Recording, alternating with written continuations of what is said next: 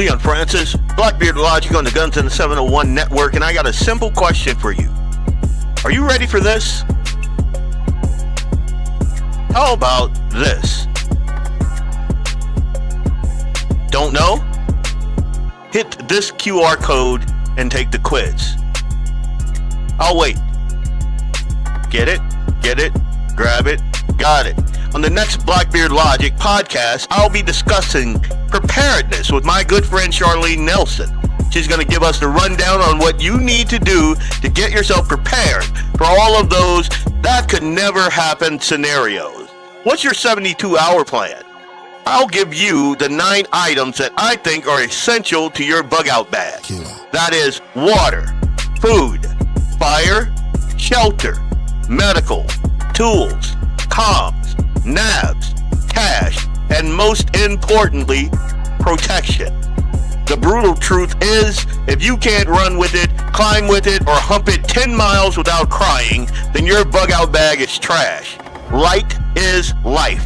Keep it lean, keep it mean, keep it moving. I'll be discussing these and other issues on the very next episode of BlackBeardLogic, Guns in the 701 Network, with my good friend Charlene Nelson. Stay tuned.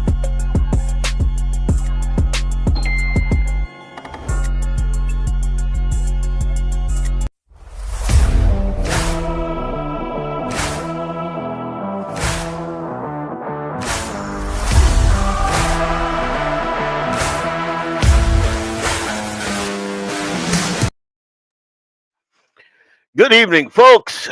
Leon Francis, your host tonight, BlackBeardLogic, Guns, and the 701 Network. Happy to be here with you guys. Man, it has been a long day. Working, picking up a car from Fargo, driving it back out to the country, trying to diagnose different things on it. Oh, there simply is not enough time in the day.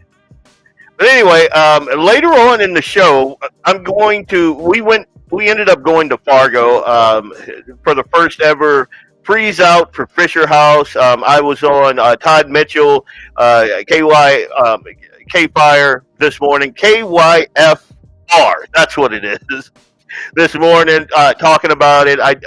I released that first promo that you saw before the show started a couple days ago, and basically a bunch of good folks, good veterans, and they ride all over. They're a motorcycle association, and they're combat vets. All of these vets, basically, you have to have combat experience to be a part of the association, and what they do is they raise awareness for issues in the veteran community. And so my good friend Tom Krabanoff, who's a beast of a dude, and he has a pretty boisterous beard also. So he put together this event. It was a huge success. We're going to talk about that. It's freeze out for Fisher House. If you don't know what Fisher House is, it is something like a Ronald McDonald House. It serves basically 3 states, North Dakota, 18 counties in Minnesota, and South Dakota.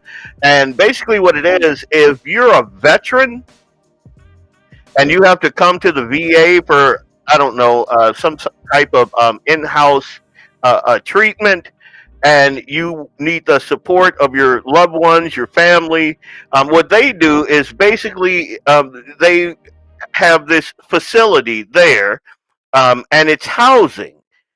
It's housing that is free for veterans' families, so they can be there when their loved one needs them the most. And I just thought that was awesome. I love veteran causes, because a lot of times, and I've said this 100 million times if I've said it once, a lot of times our veterans get kind of left by the wayside, and I don't see that as fair or right. So whenever I see a good veterans cause like this, I want to jump in with both feet. And so me and Eli and my camera woman, my wife Nicole, we went and we just kind of spent a little bit of time over at the Combat Vets Motorcycle Association HQ, and I have that in. I posted it about an hour ago, but I also have that in the rotation, so I'll play that later in the show. The crux of the show, though, is this: what a lot of folks ask me, especially not so much now, but in the prior administration, because everything looked bad. And if you're like me, you're reading the tea leaves, you're shaking the jar, you're like, ugh, things could get pretty sticky. And so a lot of folks start to prep and they don't know how. I cannot tell you how many times people, good friends of mine, reach out to me and go, hey, what do you do if X, Y, and Z? Like we had a tornado come through Enderlin, basically tear the place up last year, and we were out of power for, I want to say, 4 days. What do you do in a situation like that? Well, I'll tell you, you're going to suffer. If you're prepared, you're going to suffer a little bit. If you're not prepared, you're going to suffer a lot. Thankfully, I'm a prepper, so I was prepared, generators, food, all of that good stuff. But a lot of folks don't even know where to start with their prepping and survival. So we're going to talk about TEOTWAWKI, which is the end of the world as we know it, or, stuff hitting the fan, that scenario. We're going to talk about that. We're going to talk about, what you need to do to get ready for a big emergency or a small emergency. Like every emergency doesn't have to be the end of the world. It doesn't. But and I feel, and I hope I don't sound chauvinistic when I say this, and I'm positive with this crowd I won't, but I feel like as a man, you kind of want to be prepared. I want to, in any scenario, be ready to protect and provide for my family. And in a survival situation, if I am on the road, as I am a lot, I need to be able to get back here to my family to see that they are protected and cared for. So, what do I take with me? What do I do to, uh, ca- catastrophe or disaster proof my home and my lifestyle and that sort of thing? And that's what we're going to talk with Charlene Nelson about at 6:30. Before, oh, I'm looking at my comments here, and yeah, you always get these bots that troll you and want to promote you and all that stuff. So there you go. I hate that stuff. Uh, Clay has a deal where he can just nix those guys. I got to figure that thing out. Um, One shot cap, yeah, go Vets, man. I'm right there. Have storage caches out and about, 100%, Dan. Um, yeah, I we're going to talk to Charlene. So hopefully you guys all took the quiz, right? Like in the post that I posted to my social media, I had the quiz up there. So you take the QR code and you take a picture of it. It sends you to this quiz, and when Charlene comes on, she's going to have her website information, and it is a host of information. If you want to start a garden that you can use in like when it comes to crunch time, she's got that. If you just want to start a garden, she's got that. She's got what you need in your cellar, power needs, all of that kind of thing. That's kind of her niche. So we're going to talk to her about that. When I first got started in the whole prepper space, David, good evening, brother. When I first got started in the whole prepper space, I was kind of like, all right, what do I need? And I'm just going through a list of things in my mind, and a lot of times it can come off as overwhelming because you realize once you really start digging down and thinking about it, how much you need. And the best part about that is you can start now and build.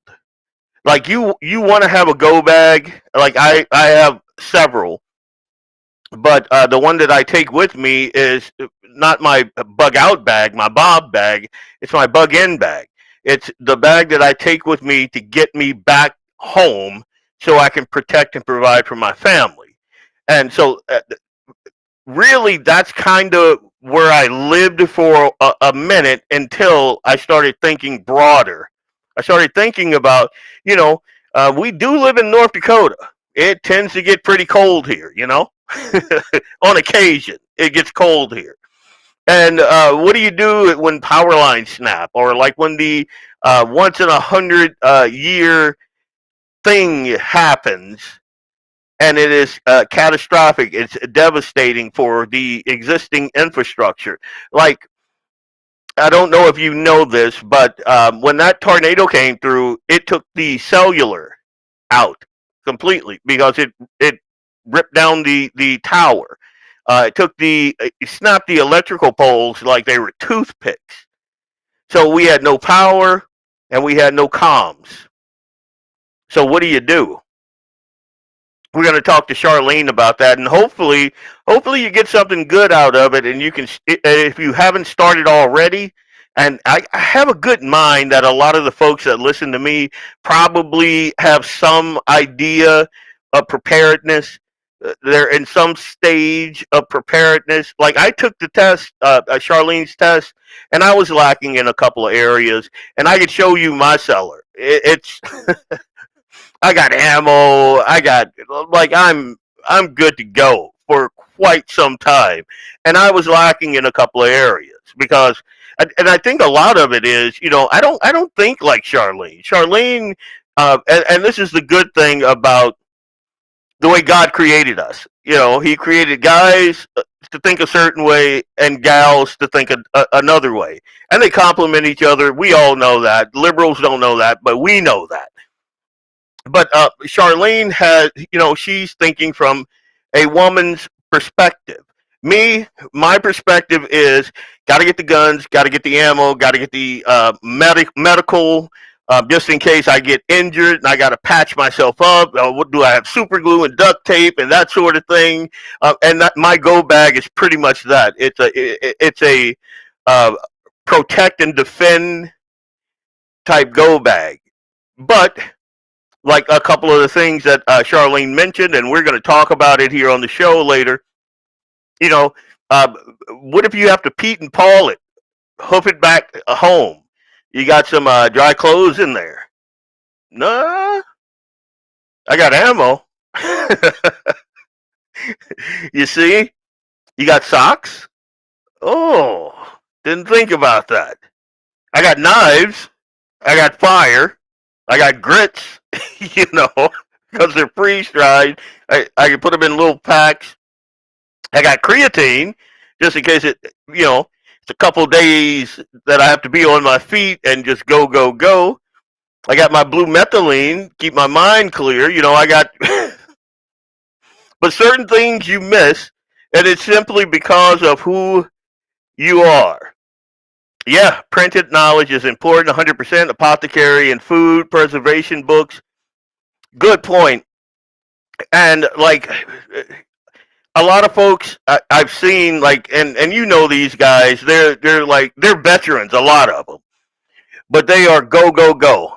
And so you look at their bug out bag or their bug in bag, and it's got all this stuff in it, all this stuff. I'm ready to go. I just throw it in the truck and I'm ready to go. And then my question to them is, what if you don't have access to your truck? Like, on my truck, if you're familiar with EMPs, that's electromagnetic burst. It's what happens when they drop a nuke, and it takes out all the electronics, like within I forget how big an area, but it's a pretty wide area. Well, China and Russia, and us, as a matter of fact, we used this when we took out Maduro. When we went into Iraq and Afghanistan, we, we nuked all of their infrastructure for electricity. What happens when that happens and you have to walk? You have to hike You have to do what you need to do to get back to the house. Well, all that gear is going to be somebody else's because you're not going to be able to pack it out there. Light is life. You have, yeah, you're right. United, we stand, divided, we fall. It would be back to the Stone Ages, and the zombie apocalypse would happen, 100%. And if you are in the city, oh my God, get out of the city. First things first, get out of the city. And I'm not making light of it, nor do I want it doom and gloom and all of that stuff. But what I want to impress upon you is being prepared and not making it this huge burden to be prepared. Like with me, I'm an IT guy, so I like tech. So I have my RAV comms, which basically work on a SIM card network. So anywhere I am, anywhere I can get a hold of Nick. If the cellular goes down or whatever, I also have standard radio, and I also, wherever I go, I carry pen, paper, a map. Got to have a map. So low tech, old school, low tech. You want that. You need that, just in case everything goes out.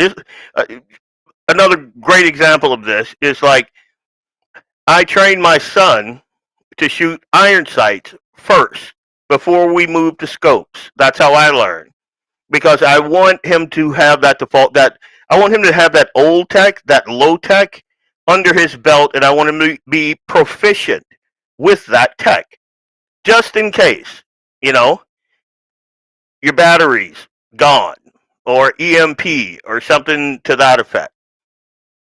So we're going to talk about all that with Charlene. I don't know why I'm digging into it right now, but if there's a question that you guys have for me before, yeah, iron sights, single shot, make it count, 100%. Scope goes bad, drop the gun. Iron sights are a must. On that rifle that I have back there, the one on this side, I have iron sights and reticle. The one in my truck, iron sights only, because I figure if I have to pull that thing out, it's going to be close quarters or whatever.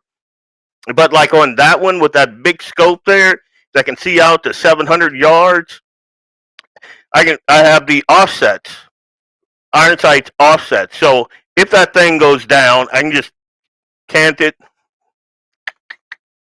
and keep plugging away, if you know what I mean. And I'm sure you do.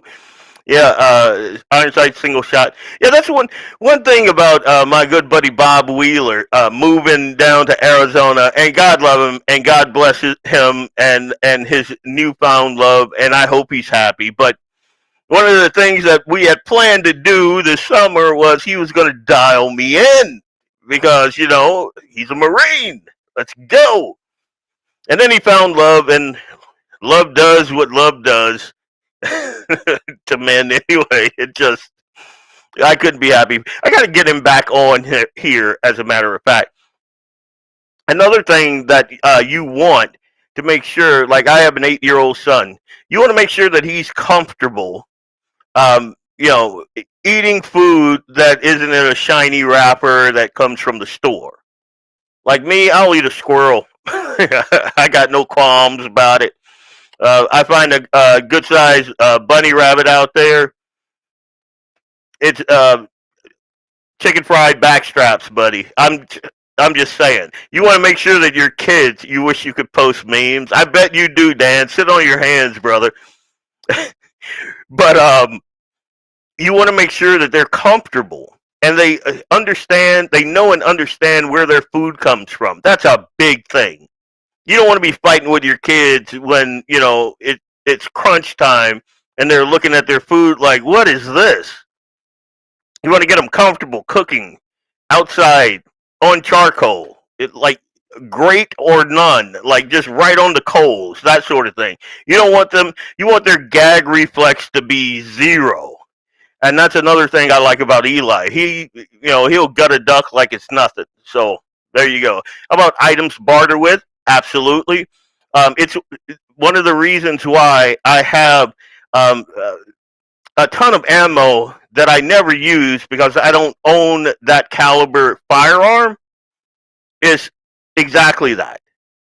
Like and my good friend Jamie Breck is going to give me crap about this, but I'm not a 380 guy. I don't like the snap. I don't like the bark. I don't think they're big enough for my hands, and I don't have huge hands. Look at these things, but I don't like the slide bite on them because it's just too small a gun. I don't like it, but I have 380 ammo. I got tons of 22. I got like because you want to be able to barter. Like, and in my bag, I also have, uh, uh, well, I'm not going to say too much, but I have barterable items and currency in different denomination: booze, guns, and ammo, and medical supplies. 100%. Oh, yeah, smokes too. Probably not so much now, Dan. Everybody's weird about tobacco and whatnot, but you never know. Yeah, that's another good one. You want those barterable items so you can in case. And one of the issues that I have with Bitcoin is exactly that. All this cryptocurrency. I remember the trucker strike in Canada, and I remember me saying this exact same thing to a ton of my friends. Like, you can't, like, in a prepping situation, a survival situation, what you don't want to do is be relying on going to an ATM machine or computers or anything that is high tech. Because if it's high tech, it means it can be hacked, it can be controlled. Like, you can stick a ton of your resources into cryptocurrency, and you know the end of the world as we know it happens, and you don't have access to any of it. It's one of the reasons why I don't buy gold and let them hold it wherever they have it. No, if I buy gold, I got to have it in my hands. I'm not, because what's the point? And my mindset is what what I need, I'll need it now. I'm not gonna, like, obviously I have stocks, portfolios and all that stuff. Get to know a blacksmith. Yeah, I know a couple. As a matter of fact, I know a bunch of kids, and I have a good friend of mine who's going to teach my son. That is a very good trade that you definitely want to have. You want to have a friend that knows how to make a good knife or horseshoes or pretty much anything. Like, if we don't know, like, I heard this scenario from this army sniper, and he was telling me how, well, he wasn't telling me, he was on his podcast, and what he was talking about was how not decrepit but vulnerable our grid is, and that one of his biggest fears was China doing to us what we did to, like, Iraq. You go When we went into Iraq, we hit key points that took their grid offline completely. Now, they already had a iffy grid, but think about it. Keep your crypto in an offline hard wallet. No one can access it, but you absolutely. But are you going to be able to access it if everything falls off the rails? That's the thing, and that's my thing there. Yeah, I have a wallet.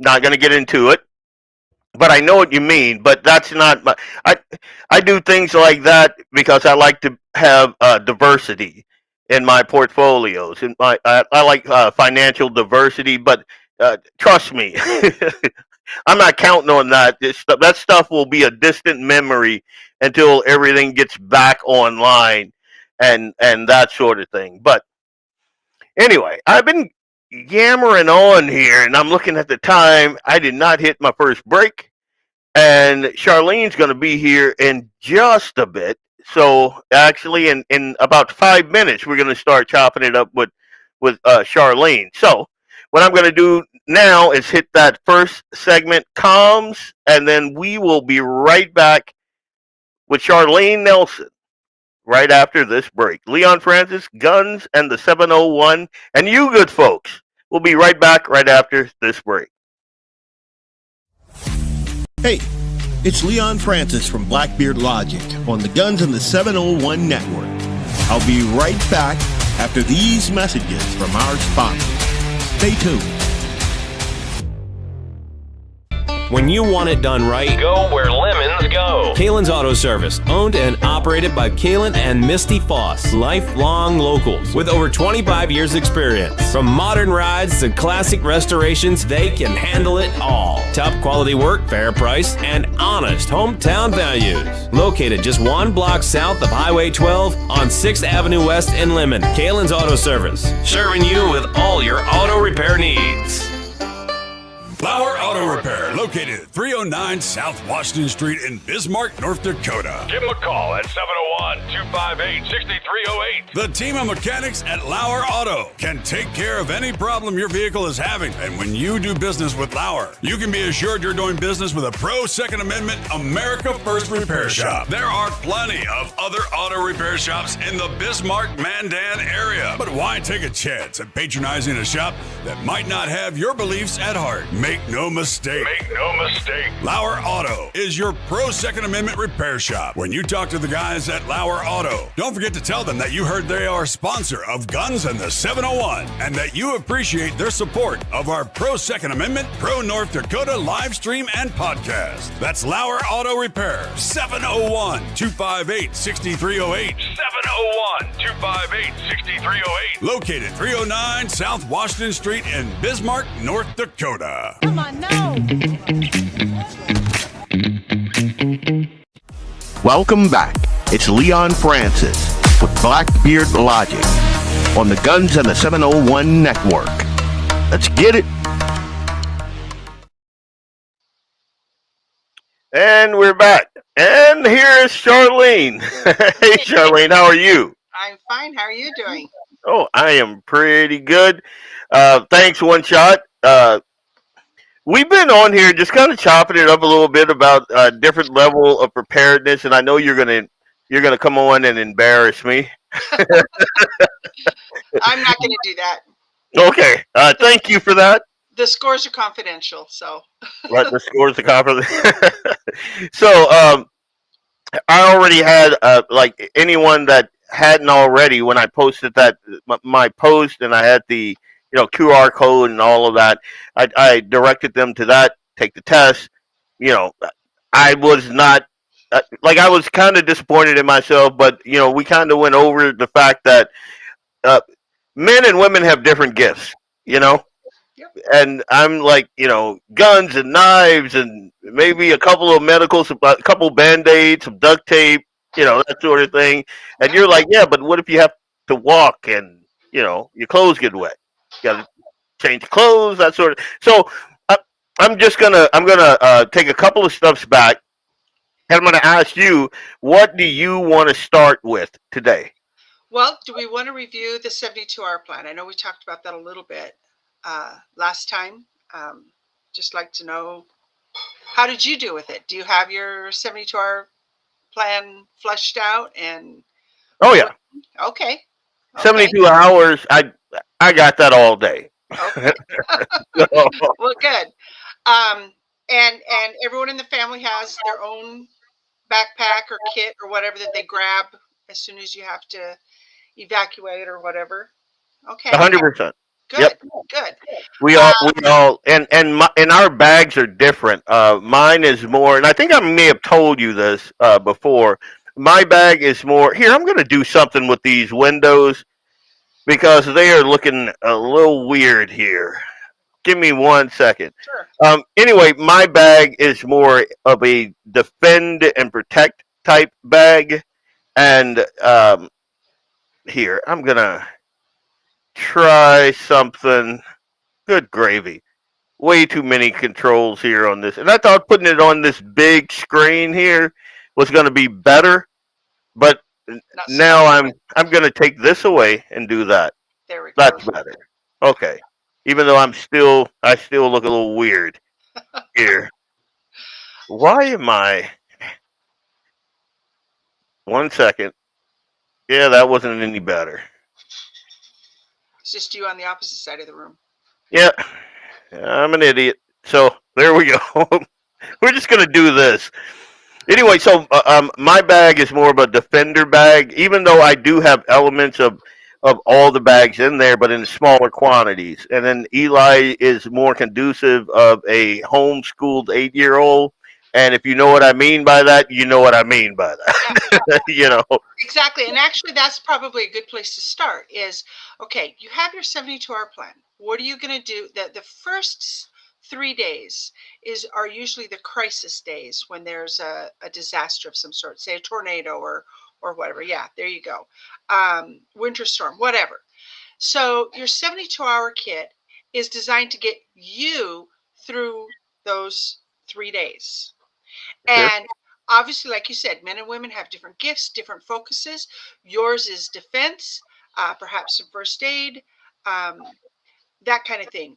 Your wife, her 72-hour kit will probably focus more on food and sanitation. So your shampoo and toothpaste and that kind of thing.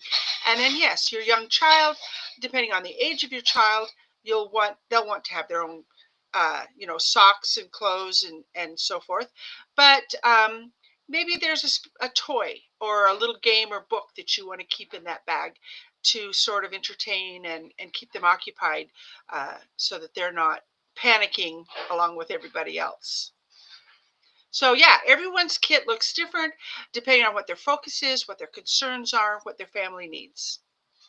When you talk to people, what do you find like? And say you talk to me, and I'm like this hardcore prepper, and we start chopping it up, and you start asking me questions, and I start thinking, oh wait a minute, what those? Oh wait a minute, I don't have that moment. Yeah, When you talk to someone like me, what are the biggest ones that they're missing?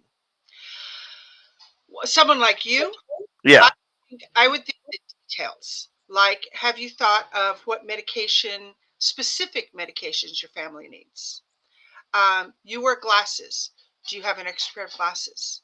Do you have a repair kit to fix your glasses if something were to happen? So little details like that, I think, get lost a lot of times. Um, I think it's a lot of preppers, and again, especially men, this is kind of the way men think. Um, Focus on the dangers, on the really big things that might happen. And that is something to be concerned about. I don't want to discount that. But most of the disasters, even in a big disaster, most of the really inconvenient things we face are the small day to day, every little thing that we do just to conduct our normal lives, brushing your teeth, keeping your dishes clean. Can you cook a hot meal? Those kinds of things. Those are the smaller details that sometimes when we think of, this great big mega disaster, we forget about just the everyday kind of stuff. So are you talking more about like your house or like in my bug in bag, I have like creatine, I have grits, I have fire, I have water, I have like a full trauma kit, it's scaled down obviously, bleed stop, needle and thread, super glue, things like that. Excellent. Ivermectin, I have water tablets, and I also have two aqua straws and things like and I have like ponchos, a couple of ponchos.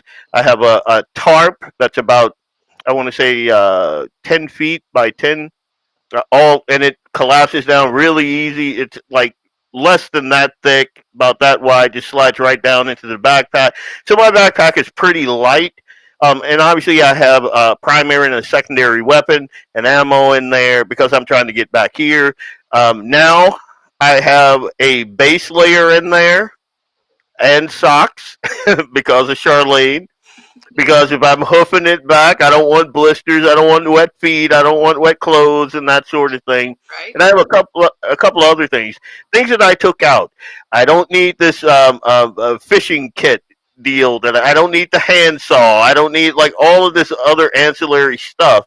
The basic things that guys don't think about. Hmm. Like, and it's true what you said. We think big picture. Oh, what if I come across this this creek and I need a fish and blah blah blah and this and that, and what if I need that extra block of tannerite to Right. blow up a car to get off the bridge? We don't.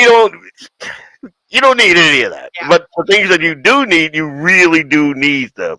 Right. Well, and I think you made a really good point in your promo video that you made earlier this week. If it's so heavy that you can't carry it, if if you can't walk briskly for 5 miles carrying that pack, you got to pare it down. You got to Yep. go to the essentials. You also need to think, okay, first of all, you can't plan for everything. It's impossible. Yep. Okay. So do we plan for the things that are the most dramatic, the most impactful, the most devastating? Or do we plan for the things that are most likely to occur? Mm. Because remember, any disaster, any crisis, no matter how big or little, has the potential for becoming a full-blown disaster if you're not prepared. Right. Okay? A winter storm, a flat tire is no big deal. Unless you're in the middle of a blizzard and you don't have a spare tire. Mm. Now it's a disaster, right? You Facts. made a little thing become a big thing. Mm. So let's look at the little things that happen every single day. First aid kit. That's a great place to start. Yep. When you're under crisis, what's your first need? Food, shelter, warmth. Okay? You got those covered? You're great. What are the secondary things you need to worry about? You need to worry about communication. Mm. You need to worry about sanitation. And then Well, trust me, in a crisis, sanitation is a big thing. Yeah. I mean, disease, you don't want an infection. Again, Right. this little tiny paper cut to become gangrene, Yeah. So that's kind of your secondary things, is sanitation and communication, and maybe start looking at things, especially if you have children. How are we going to keep the children focused? How are we going to keep them on task? Or we don't want the kids to be so consumed with anxiety or fear. Well, that's obvious. You just yell at them, right? That works. Yeah, try that. So anyway, so those are kind of the secondary things. And then yes, you can get way deeper in that. You can get your fishing lines and your Now we're talking. Yeah. And if you have the weight, the space for it, and it doesn't add that much to the weight of your pack, you're great. Do it. I say put whatever in there that you want. Well, I'm of the mind that I'm trying. So my mindset when I pack my packs out, and the way I do it, like if I'm in the middle of revising packs or rotating things out or something like that, I have these little American flags. And if I take the flag off and something happens and Nick and I'm not here and she runs downstairs to grab a pack, she knows not to take the one without the flag on it because those are not complete. But Okay. but when I pack my pack, and I repacked it after I spoke with you like a couple of weeks ago, because what I do want is, again, had a bunch of stuff in there that I would never need. So I pared it down, and I figured that I should be able to briskly hike 10 miles, no problem, with that pack. And and I'm covered with food, with fire, with shelter, with protection, and that sort of thing. When I get back home, though, and we talked a little bit about this before you came on. When I started this whole prepper mindset, it was overwhelming. Like once you start thinking about it, what if X, Y, and Z, and then we had that tornado come through, and you see exactly how your life can go from comfort and watching TV and Netflixing and chilling to, oh crap, what are we gonna eat type deal. Oh, we can't just go over to the stove and turn it on because it's an electric range. We got no heat in here. What are we going to do? That sort of thing. Yep. So, what I want to do now is I want to kind of, and I have a slide here, and I want you to kind of walk us through. We kind of touched on this a little bit. Yeah. Okay, so we talked about the 3-day plan now, and one thing I wanted to say, and it's in that first chart, like what are we planning for, and is this something? And it depends on where you're at. Now I know your focus is how do I get home during a disaster? Let's say I'm out on the road, I'm in cargo or something. How do I get home to my family? And so that's going to be the focus of your kit. But what if you have to leave because it's a tornado or a house fire or something like that? So you're going to have, a kit that gets you out and toward and to safety. And this is something that, let's not overthink this. Let's make this simple.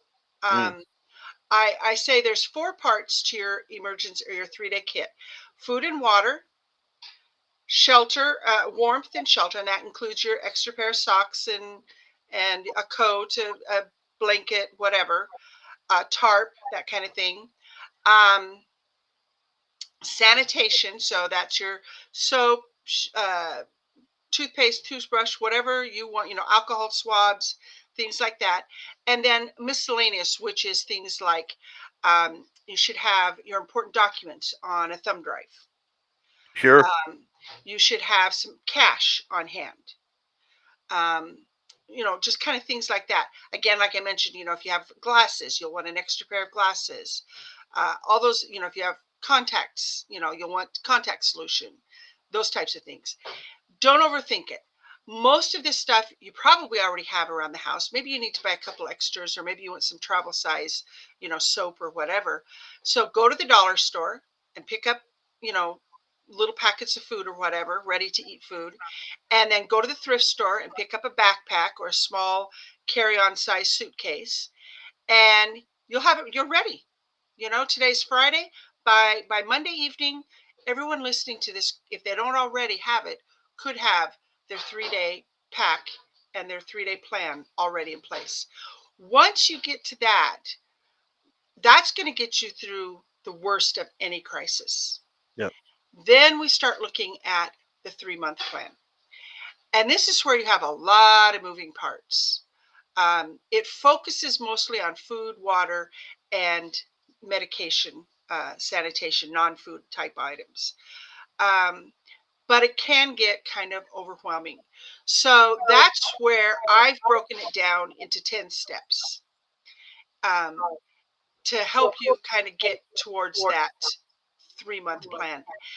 We don't want this to be something that you go out and you spend $5,000 on a, ready-made kit of food and water, whatever, from disasterreadiness.com, or whatever. Yep.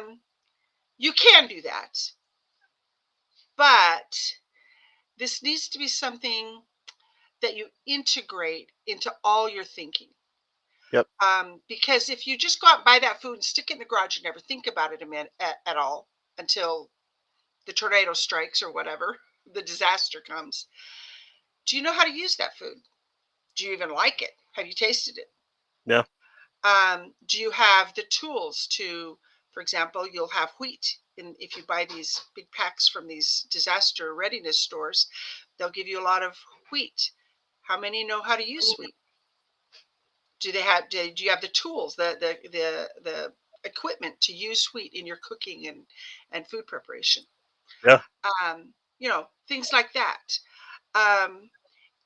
And so we break it down into little steps. And the big thing about the food is just a 3-month supply of food. And for the most part, it should be food that you eat every day anyway.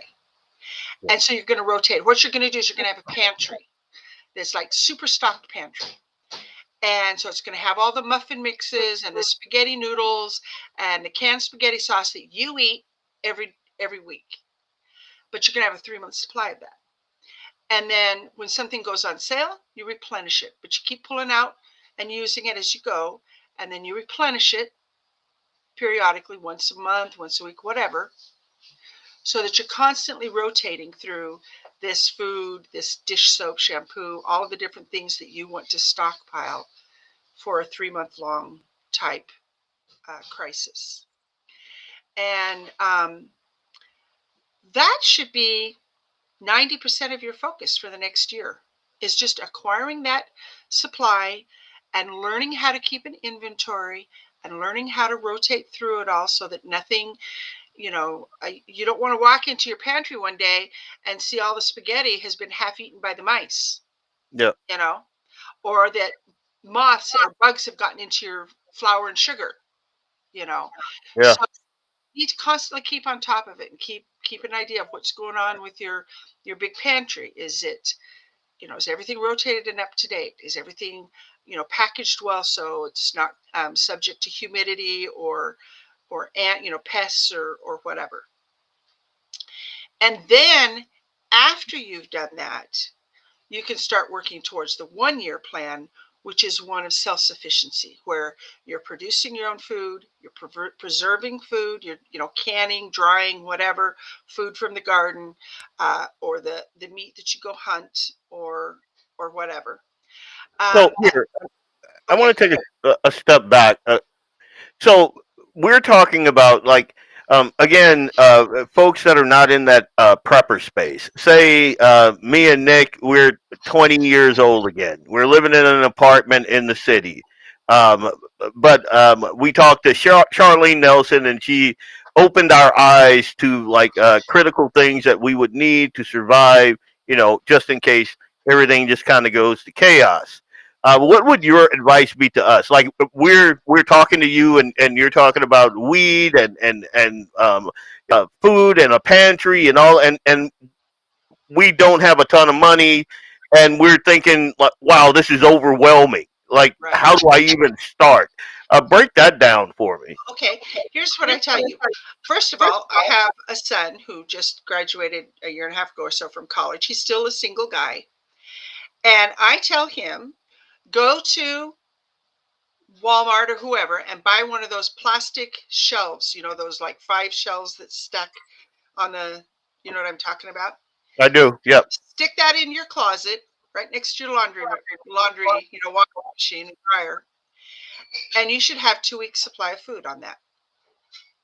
Of your hamburger helper, your tuna fish, your whatever, you should have a 6-month supply. Okay. I mean, not 6, a 2-week supply. I tell every college student, you should have a 2-week supply to get you through a job loss, your car breaks down, something happens, you can't get home to mom and dad. You need 2 weeks, a 2-week cushion there. And that's a good point. When a lot of times when we think about prepping and survivalist that mindset, we're thinking of a nuclear bomb, or we got invaded, or the grid is down, Chinese hackers, all of this. But it could be as simple as I lost my job. What are we gonna do? And if one thing that's off your plate, especially if you're a young guy and you have a young wife and you're just starting out in life, one of the things you're not going to want to do is see her go hungry. And that's a simple thing that you can remedy. You like me, I'm garbage with inventory and rotating things in and out, and keeping up with that kind of stuff. So, and one of Nick's strengths is that. Exactly. So you're a team working on this together. Yeah. Yeah. So for that young couple, it doesn't have to be overwhelming. Like, this is stuff. When I just started putting back a little bit, until I built that first step. And here, I'll put that graphic back up. And this is a good one here. Like, the way preparedness in 4 steps. Get that 3-day plan situated first. Then start working on the 3-month. Yep.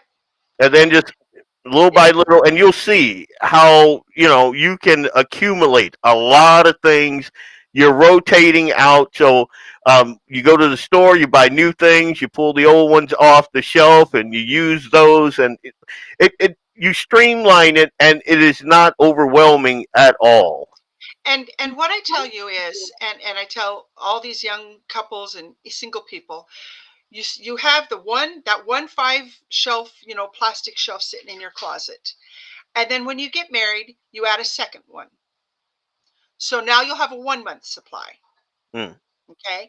And then when you have your first child, you put in a third, assuming that you're still living in this apartment, you put in your third shelf, and maybe you'll have to stick that, I don't know, behind the linen closet or something. You have to find a new place to put it, or under the bed or whatever.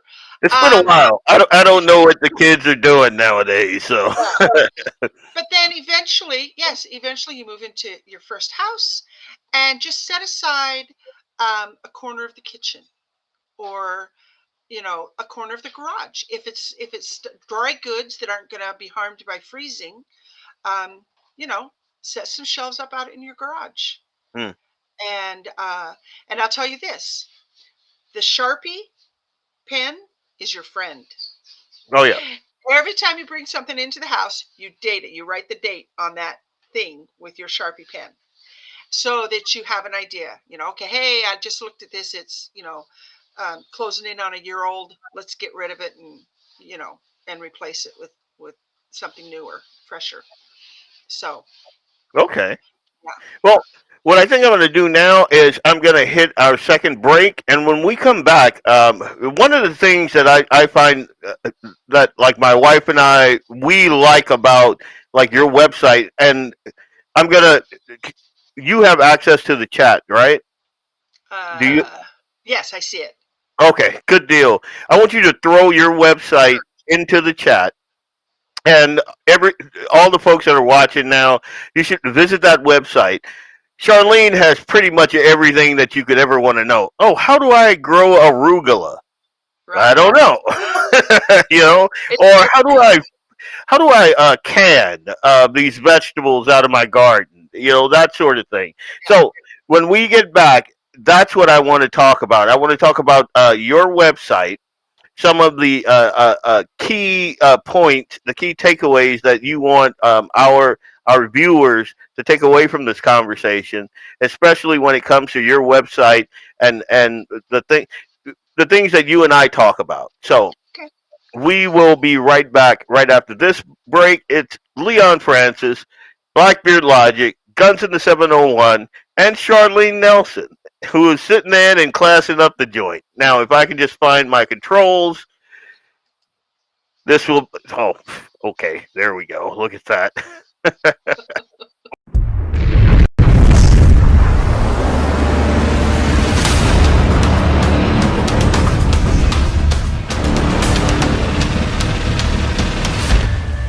Lauer Auto Repair, located at 309 South Washington Street in Bismarck, North Dakota. Give them a call at 701-258-6308. The team of mechanics at Lauer Auto can take care of any problem your vehicle is having. And when you do business with Lauer, you can be assured you're doing business with a pro Second Amendment America First repair shop. There are plenty of other auto repair shops in the Bismarck-Mandan area. But why take a chance at patronizing a shop that might not have your beliefs at heart? Make no mistake. Make no mistake. Lauer Auto is your pro Second Amendment repair shop. When you talk to the guys at Lauer Auto, don't forget to tell them that you heard they are a sponsor of Guns and the 701 and that you appreciate their support of our pro Second Amendment, pro North Dakota live stream and podcast. That's Lauer Auto Repair, 701-258-6308.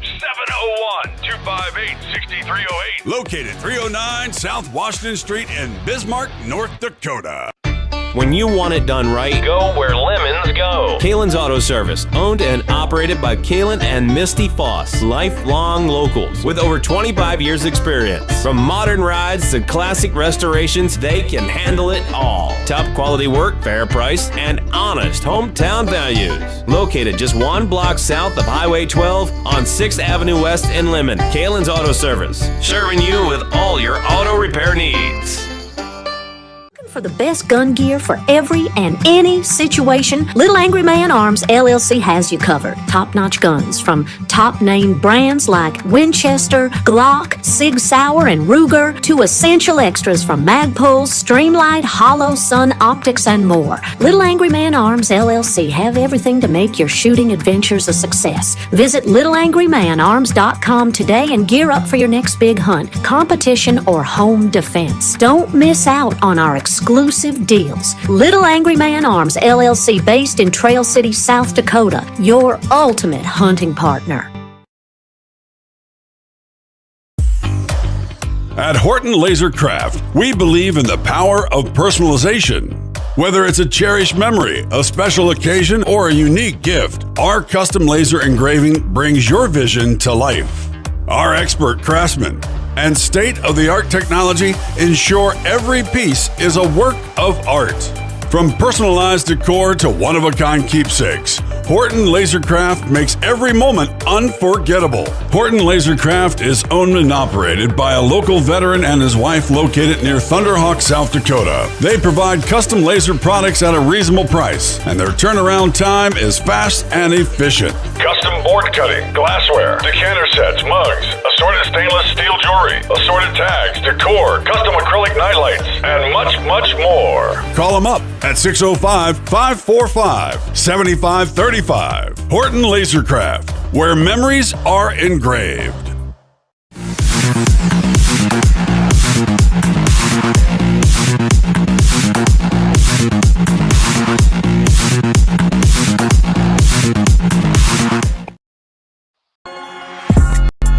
This is Leon Francis on BlackBeardLogic on the Guns and the 701 Network.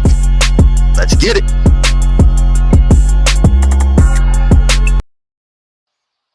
God, I wish I had moves like that little baby Trump. Right. I was kind of neglecting the comments. I thought he said weed for a second. No, it was wheat. It was wheat, Dan. I got to the discussion late. What is your plan for barter and security for long term? So, Murray, if you didn't hear, we discussed this before Charlene joined us. Like with me, I have ammo that, and I don't even use that caliber, but I have it. Just in case, like the 380 and the 22 long and things like that. I have ammo for calibers of firearms that I do not own, and it's specifically for bartering. Also, in my bug out or bug in bag, I have cash. I have a very small amount of gold that I can break off, and I have silver. I also it's always, and I know a good friend of mine, he bought a bunch of, we call them truck guns, like really cheap 9mm handguns. And they're not for his use, they're for barter situations, just in case. And he buys them in bulk. Like this dude, and I'm not going to put his name out there, but he has a lot of them, and that's what they're for. Like all of his family, they have their firearms. He has his. They have a couple extra put by, but these are specifically for bartering purposes. And so I would say that that's a good play. And when you say security for long term, I don't, maybe throw some more details into the chat. If you're talking about security as in protection of like my home front or where we are kind of hunkered down, I'm the security. You're looking at me. Or I have friends who live in Fargo, a couple that live in Jamestown, and if everything goes to crap, they're going to try to make it here, and then we're going to kind of hold down the fort. I think your best security is your network. You know, outside of you just being a phrase that I used earlier today, and I'm going to play a clip of that, but BAMF, outside of you being that guy, then yeah, you're going to need a network of people. And my preparedness, my mindset before everything falls off the rail. That again, that's another branch of my security. That's another arm of my security. Now, I threw this in chat. This is Charlene's website, and Well, I'm going to. just a Okay, second. I want to go back to that chat, that comment that you just referred to. There's two sure. things to keep in mind with that. Okay. Number one, before you start worrying about bartering and protection and all that kind of thing, let's cover the basics. Let's make sure we're ready for the most common of all disasters. How, what kind of disaster would have to occur that you need to barter, or that you need to, protect yourself with arms? It could happen. I'm not saying it's not, but it's more likely that you're going to see a tornado. Yep. It's more likely that you're going to have a fire at your house or a flood. Are you ready for those? Let's work on, those first few steps, okay? And then the second thing is, you were absolutely right. It's your community, and that's the step 4 of the 4 steps of preparedness, Mm. is building that community network that you can rely on later. I don't know how many people have seen the Angel Studios movie Homestead. Yep. I've seen it. That's one of the kind of themes that runs throughout it. Do we hunker down, and do we, bring out the guns and, start keeping all the outsiders out? Or what do we do when everyone realizes that we've got food and they don't? Yeah. I think that's an important question, something that you need to discuss. But I think that that's down the road a bit, after you've mastered at least steps 1 and 2. And then when you're getting into 3, maybe you can start thinking about that as well. And see, step 2, learn CPR. I was a nurse, way in a life long ago, a long time ago, and so I was enrolled at Jamestown a couple of months ago to take an EMT course, and right when I was about to go in, couple of weeks, I think, before the class started, the gal there, emailed me and asked me if I had all these shots, and that was a non-starter to me. I'm like, oh, I got to figure this out now, and I told her I'm just going to sit this one out. I'll catch the next one when it rolls around, and that's something I want to talk to you about, because if I have to take inoculations that I don't agree with, I'm not doing it. So how do I learn that? How do I learn those skills without that? Well, see, and okay, so this is what I want to say, is this is why it's so essential that we are self-reliant. Mm. Because if we can't survive a momentary job loss, or a reduction in our wages, then we're going to be the ones that have to roll up our sleeves and take the shots. Mm. The best, I mean, if you want to avoid, the forced, the mandated vaccines, or the mandated, enrollments, and all those different kinds of things, you have to be self-reliant. You have to be able to, provide for yourself without having to rely on outside employment or whatever. 100%. And that's something I cannot stress enough. If you are, and I say this all the time, but in a different context, the more reliant you are on government, the less reliant and the less free you are, because exactly what you just said. If we used to take Eli into the doctor in Fargo, and they'd be asking all these questions. How many guns are in the home? Right. Are they under lock and key? Does he have this shot and that shot and this shot? And we're sitting there like, well, no.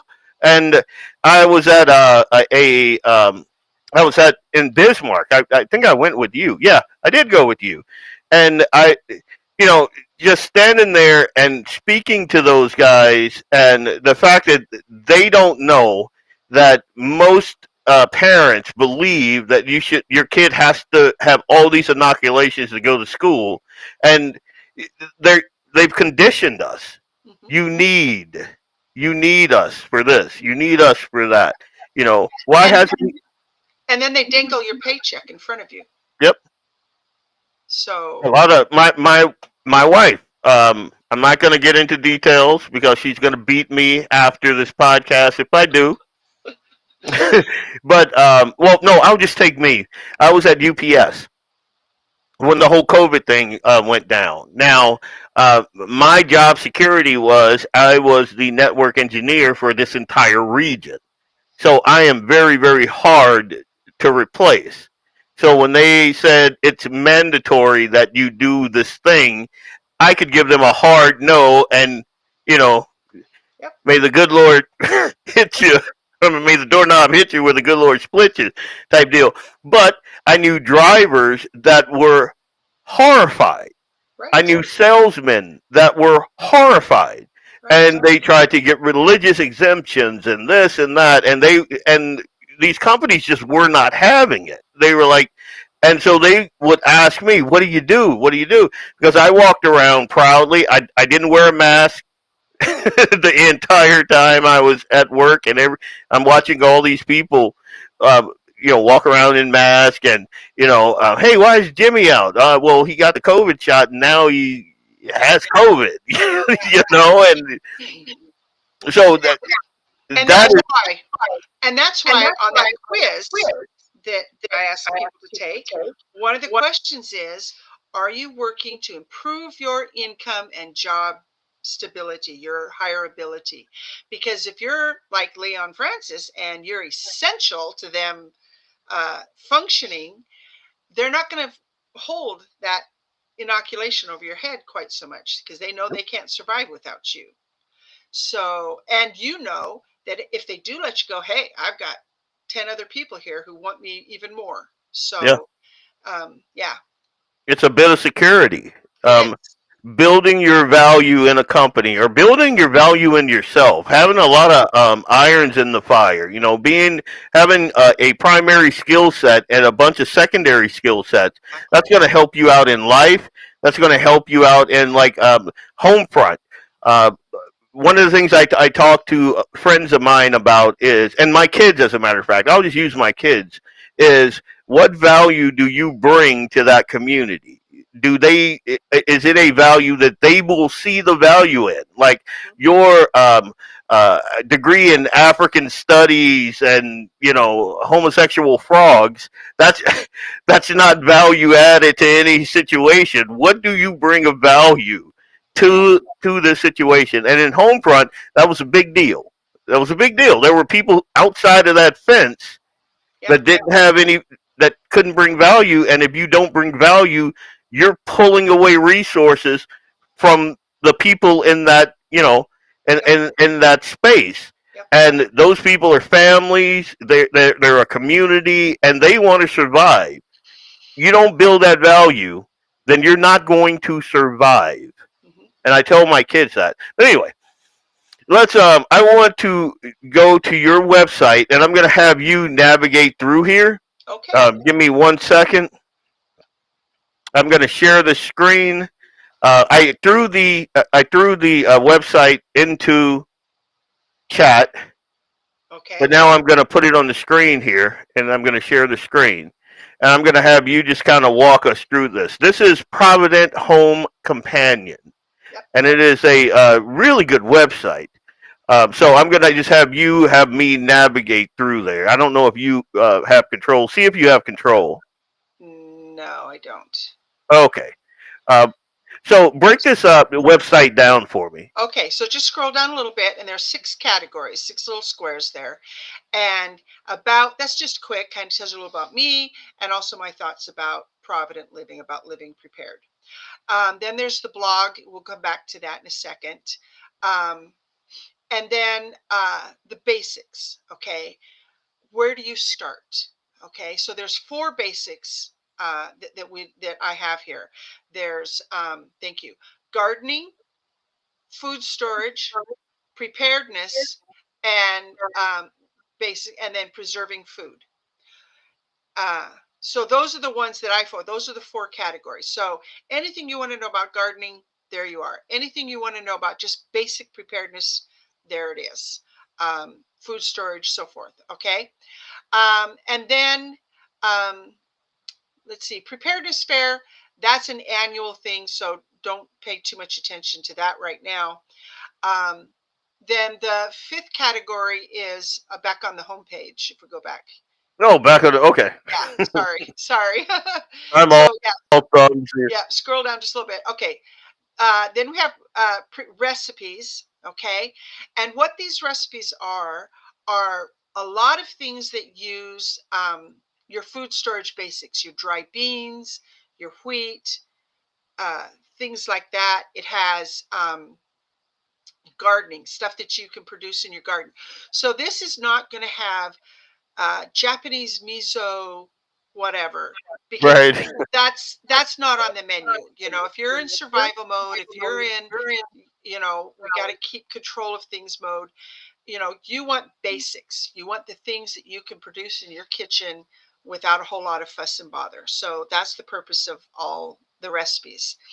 And then the final, and then if we go back to the homepage, the fifth one I said is preparedness fair. We do that every other year, and I don't think we're doing one this year, but we'll see. We're kind of negotiating things behind the scenes to see if we do one. I'd like to. I think it's time. And then the store. And the store is where I have written a whole bunch of books that just cover one narrow topic. And right now, everything is free. Because right now, I just want everybody to come and get all the information they can off of the blog. So I have here different recipe books for cooking with zucchini, one for cooking with squash. That here, if you'll go back to the top, you were almost there. Go, yeah. That 3-day plan, that little blue one. That's the first one everyone should download, and it helps you map out what your 3-day plan is for your family. And then go back to the main page or the store page. Yeah, scroll down a little bit. There's a book on dehydrating. Scroll down a little bit more. Here's one on using those $5 chickens you get at Costco and making 5 meals. So you get 5 meals for $5. So, that's awesome. And then this middle one, getting started. I told you about this. I don't know if you've had a chance to look at it. This is my favorite one because this is kind of a workbook formula for mapping out everything you need to do to get that full 3-month or 3-day rather 3-month and 1-year plan into place. And it just takes you step by step through each of those different steps you need to go to get those done. And it has a lot of information articles, has a lot of charts, things like that to kind of use as references. So, and like you said, you know, the whole reason for this website was I am the preparedness specialist for our church, and it covers the whole region, Western Minnesota, Eastern North Dakota, and Northeastern South Dakota. So a really large region that we cover. And I had so many people ask me questions, and it was the same 10, 12 questions all the time. So I just started the blog so that if you have a question, it's here. So, and then we didn't talk about, but these are the different blog categories. So if you want more detailed information on water storage, on keeping yourself healthy during an emergency, self-reliant skills, there's kind of little categories there that you can go through. Geez, you wrote all these books. Yeah. Wow. Yeah. That's crazy. Yeah. I've been busy. I've been doing this for about 17 or 18 years. So, okay. So some of this goes back a ways. Yeah, and there is a host of information here, and I would encourage anyone listening to click on that link and then utilize that link. Go. Charlene is basically giving away the store for right now. I don't know for how long, so I would grab a couple of these books. As a matter of fact, there is a lot of information here. Yeah. And you may even see like in the blog area, you might even see a name or two you recognize. I don't. That's right. You might. Oh, are you ready to bug out? Oh, I don't. Let me. Yeah, I might have to check that out. Leon There you Francis on are. generators. What? There you go. Um, yeah, and also, if you want to get my monthly newsletter, there's a place to sign up and you can get a newsletter.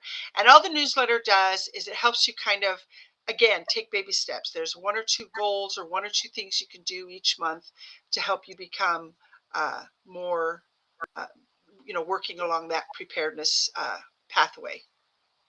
Yeah, so if you want the newsletter, just your name and your email address right there, and you'll be subscribed, and you'll get all the updates, new posts, new recipes, receive a free ebook each month, and Charlene's got a ton of them. I do. So, and I like do. if I were just starting out, like this would be great. Monthly goals, budget wise, like this, I'm horrible here. Mhm. This and we've spoken about this, so I'm not talking out of school. This one here, oh my god, oh yeah, that's a problem for me. That's why I got a wife. Is right there, like emergency prep, got it. Gardening, I want to say 75%. Yeah, Uh, I've been good on a garden. yeah, I do okay with what I know, like crops that I know, things that I know. Great, but I got to get out of my comfort zone on that. Preserving food. My wife is rapidly becoming a savant with that. Canning Pro, huh? Oh yeah, 100%. Water storage, I'm good on that. In the kitchen, throw that to Nick. Food storage, I'm pretty good with that. Nick is better. Skills for self reliance. This is a big one. You Mhm. guys are going to want to grab that one. This one right here. And this one, we talked about it, you and I got so wrapped up in work that I did not do the things that I needed to do before it started snowing, and now the earth is all, hard, and I got, Covered. yeah, so I gotta, this is a next year goal for me right here, Yeah. this one. And Nick, every day I came home, well, every weekend she would be on me about this, and I'll do it next weekend. No, I got to get on that one. Plenty of next weekends. Yeah, not so much if you, you know what we're talking about, or what was that acronym at the end of the Yeah. world as we know it? Yeah. TEOTWAKI or Yeah. TETAKAKI or Yeah. TEA. No, TETAKWITA, something like that. oh TI. yeah. So, Charlene, if there is one thing that you want to leave our viewers with, what would that one thing be? Start where you are right now. Think about where you want to be. Do you want to be just prepared for the next winter storm, or do you want to be prepared for the end of the world as we know it? And then just break it down into baby steps and just work on one little step each month. And you don't let it over. I'll just say that. Do not become so overwhelmed with this that you just give up or don't get started or whatever. Every little bit that you prepare for is that one less thing that you need to worry about. Hmm. And like I said, even the smallest little crisis can become a huge disaster if you're not prepared. So just think about the most common things that you might encounter and then take steps to be prepared for that. Yeah, I agree. And again, that's basically how I started. When I started, um, outside of my bug out bag, which I look at it now from way back when, and I It's think the different. first one, yeah, it's much different. I think the one that I originally, I think it was 2 years ago, as a matter of fact, uh, way too heavy, Yeah, way too heavy because I'm thinking I'm gonna just throw it in my truck and take my truck home, but you know, maybe not. maybe not. And now I have two bags in there.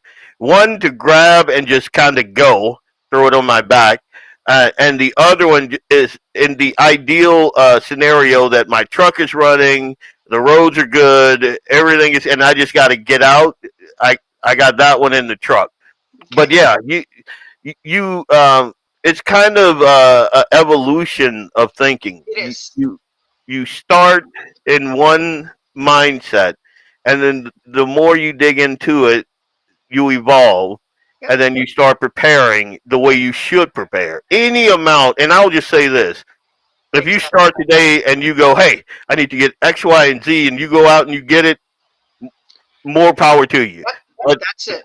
Yeah. but what I would encourage you to do is to go to Charlene's website, get the steps, and then start. You'll be shocked how easy it is to start implementing. First, start out with that 72-hour bag. Get not or no, I'm not going to say bag. 72-hour. Just looking at your house and see if you're ready for that, Hmm. and then build out. Yeah. Like me and networks. I look at what you have, I look at what you need, and I build out to suit that need. Yep. That's what you should do. You should look at it like a network build out. There you go. That's my little nerd logic in there for you. Exactly. Hey, Charlene. This is something anybody can do. And like you said, even if it's just one thing that you do, you're that much better off. 100%. While I got you here, Yes. there's been a lot of hubbub about homeschooling. And it's a lot of it I had to tune out because some of these people are crazy. I mean, I am so glad we homeschool now because the mindset of some of the teachers that I see on some of the homeschool, like, so homeschooling has been a big topic this last week because North Dakota is doing great. Like, people, that whole COVID thing woke a lot of people up, and a lot of folks are like, I'm not sending my kid back to that. Right.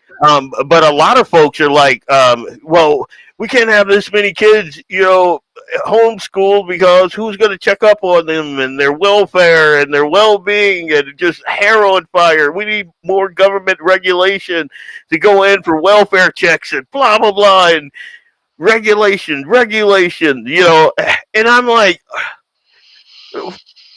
I'll give you my take on that, but I want to hear yours so I know if I'm crazy or not.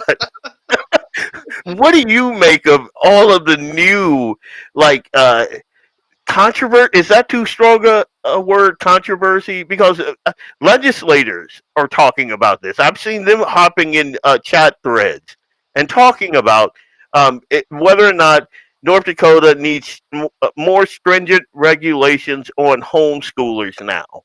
Right. Well, North Dakota, when we first started homeschooling, and this was 30 some years ago, was the second most regulated, just after New York. We were the second most regulated state. And then just with constant working with our legislators, showing them the results we were getting, eventually, some of the regulations started easing off, and the result is two things. Number one, yes, homeschooling is booming, and COVID plays a good part of that. But also, we're seeing that homeschooled students, the quality of their education is just excelling all other expectations. Yeah. When you have a school system such as Fargo, which last I heard, fewer than half of the students in Fargo were in the Fargo Public Schools were proficient in Yep. math and reading. Well, the rule is in North Dakota that if a homeschooler falls below 50th percentile, they have to come under the supervision of the schools. Well, who's going to survive or supervise these public school students that are below the 50th percentile? Yeah. I mean, the handful of homeschool students that might be falling behind is a fraction, 1/1000th of the kids in public school who are falling behind, and Yep. they're doing it while we're paying for them to fail. So Right. let's, if the legislature, thinks we need to start, clamping down on first clamp down on the public schools. First, 100. bring the public schools up to standard, and then we'll talk about homeschools. What do you say to people out there that think that maybe a homeschool kid isn't getting the attention, or what did I see on that? And I wrote a long response to this, but basically, people are out there trying to say that homeschool parents don't have their kids' best interest at heart, like a school teacher would. And they want like welfare checks and things like that. What do you say to something like that? What do you think about that? Okay, one of my favorite hearings that I ever attended was it was some hearing, state legislature, I can't remember, years and years ago. The public school superintendent, I believe it was, got up to testify and said, "We love these children. We love them every bit as much as their parents do, and we are as concerned as their parents are." And one of the homeschool parents said, "What are my kids' names?" Mic drop. Boom. Yep. Yeah. So I'm sorry. No. Nope. You didn't go through, 10 hours of labor to bring that kid into the world. And Right. you did not stay up countless nights when the kid had a fever. So don't tell me you love that child as much as the parent does and is concerned about the parent. You're not. It's metaphysically impossible. So don't even bring that argument to the table. And one of the comments on there that got the most interaction was that was the opposite of what you just said. Like the way the argument was framed is like parents are abusers, and there's no abuse in the public the public school system.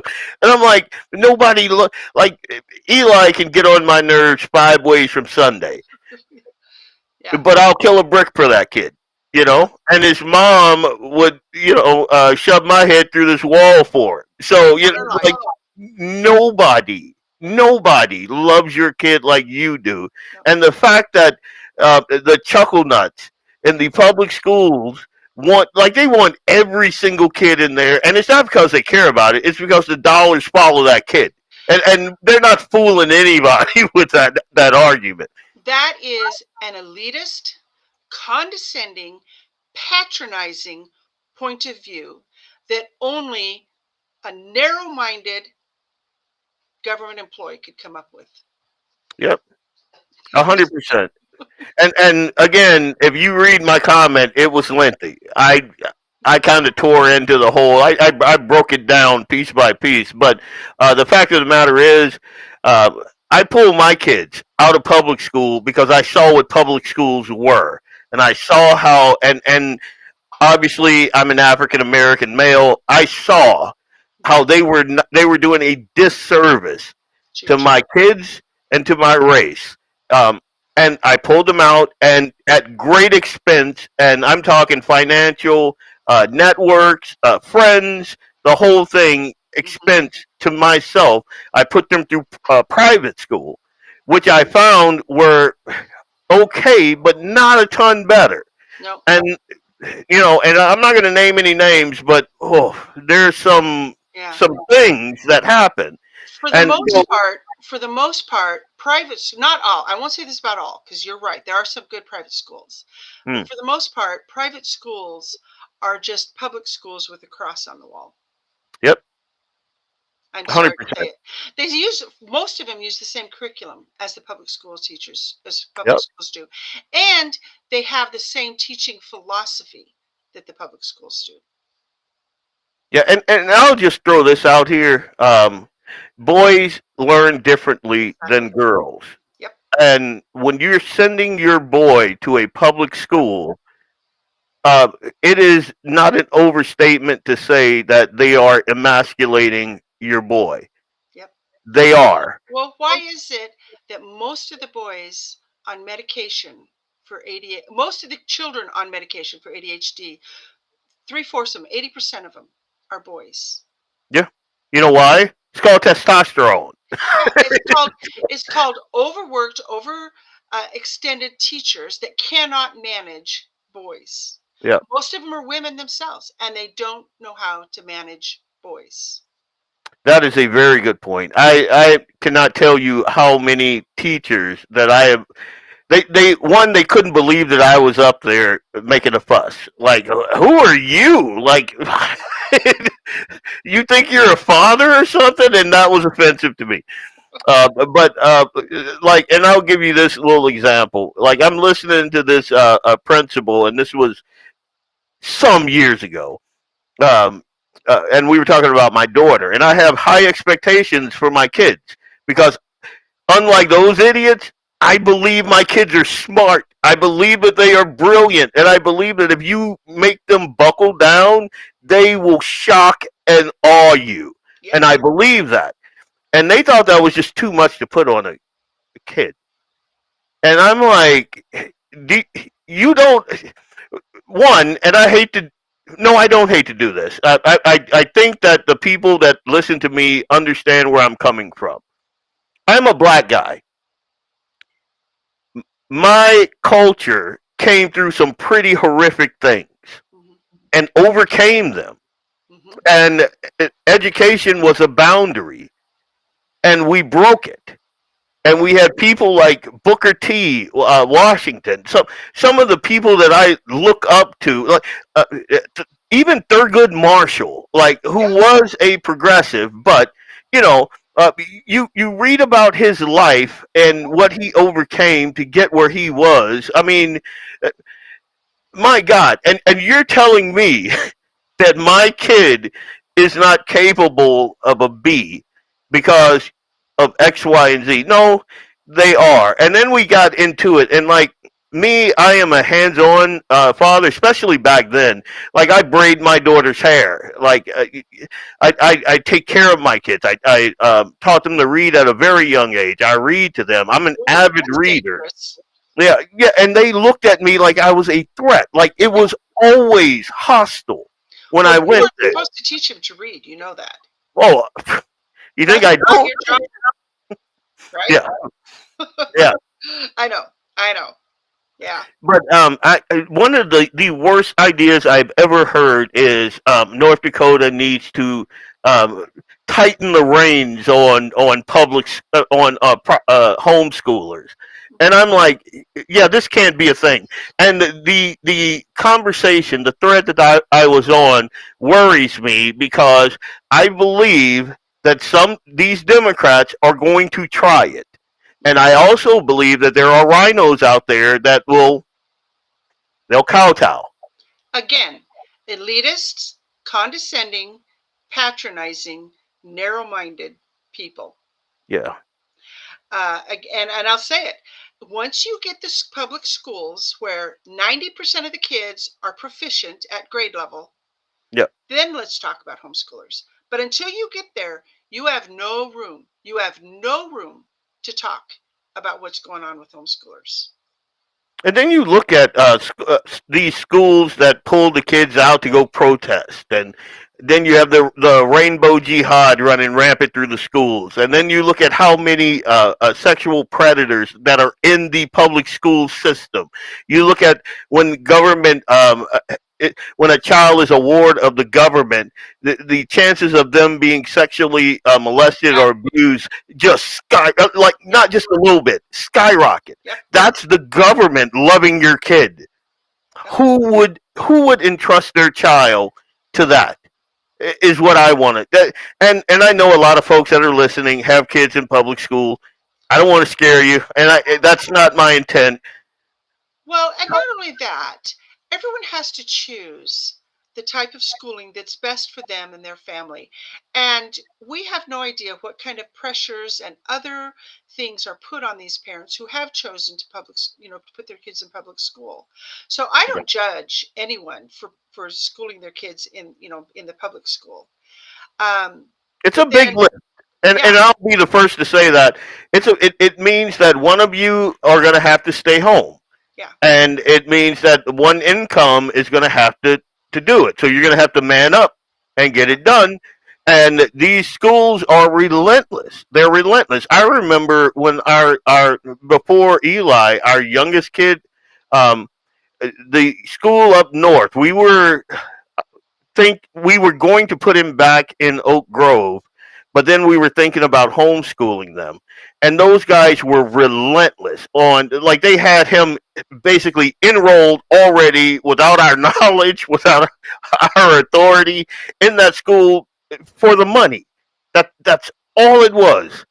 Anyway, I didn't mean to go off on that tangent. Go ahead. No, that's fine. No, I just want people, if you're a parent of a child who's in public school, and I'm not going to for 1 minute judge or criticize how you came to that decision, because that's your decision. And I know that that parent loves their child and wants the best for them. And that's the choice they came up with. Wonderful. Then you need to afford me the exact same consideration. Right. Teachers, Lynette says, teachers want boys to be zombies so they don't have to deal with the energy. One shot says, right on, Lynette, go sit in the corner and drool. And I've found that to be 100% true. Just an aside, like just a personal story. My sister had 2 girls and then she had a boy. And because she had 2 girls, she had this idea. She thought she knew what she was doing. And she was a single mom also. Yeah. So she would call me and she'd be like, this kid is bouncing off the walls. He's like 2. I don't even understand how he can do some of the things he does. And this and that.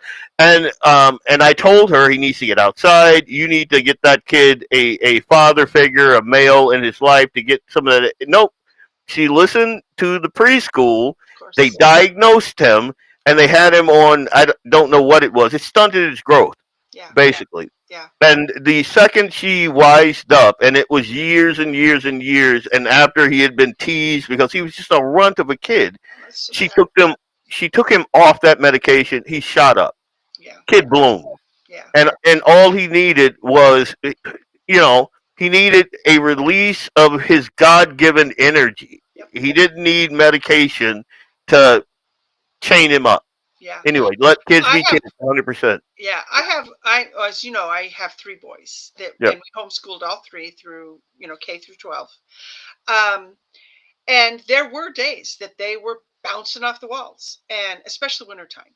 And so in the wintertime, it was, when it got to a point where we just weren't getting anywhere with our lessons, then it was, I would say, go put on your coats, boots, go outside, run around the house 10 times. Yep. And in the spring, summer, whatever, okay, we got weeding to do out in the garden. We got leaves that need raking, just to have that physical outlet, Yep. And once they spent an hour, 2 hours, whatever, concentrating on physical things, they'd come in and they were ready for learning. And I recognize public schools can't do that. They aren't equipped for that. They have one little path that the kids can take, and they can't deviate too far either side of that path. And so, and that's talking not just, behaviorally, but also intellectually, emotionally, all those different areas. If a child deviates too far out of that, they either get lost or they get sidetracked into some novel program. You need to go into this special something or other, program with a para and all this other stuff, when all they are is normal kids. Yep. But you have a teacher who's not equipped to handle 15 to 20, 25 normal kids. She's only equipped to handle the kids that go inside that little slot, that little narrow groove. Yeah. So. And it's a sad thing, and I didn't mean to like waylay you with that, but it has been something that's on my mind because I've had a couple of friends of mine who, one of which is in the legislature, another is a representative of the district that I was in, and they're concerned. Mm-hmm. They're concerned, and again, I've been on several threads where they're talking about over-regulating or putting some kind of, like, they act like it's the wild, wild west out here. Like, what Eli does is wake up in the morning and sit down and play PlayStation or Xbox all day, and he's not, no, that's not a thing that happens.